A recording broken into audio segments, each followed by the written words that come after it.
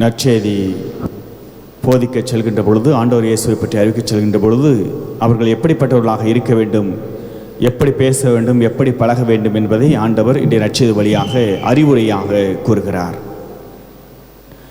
நற்செய்தி போதிப்பவர்களுக்கு துன்பம் என்பது இருக்கிறது, சிலுவை என்பது இருக்கிறது. சிலுவை இல்லாமல், துன்பம் இல்லாமல் நாம் நற்செய்தி போதிக்க முடியாது.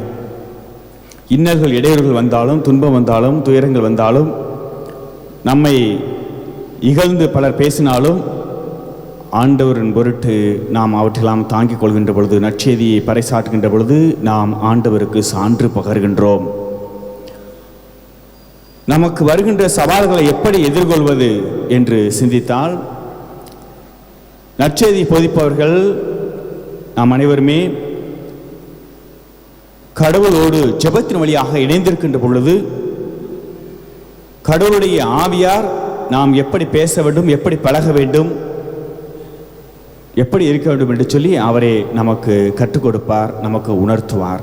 அப்படி என்று சொன்னால் நற்செய்தி போதிக்கும் ஒவ்வொருவரும் கடவுளோடு ஜெபத்தின் மூலமாக இணைந்திருக்க வேண்டும்.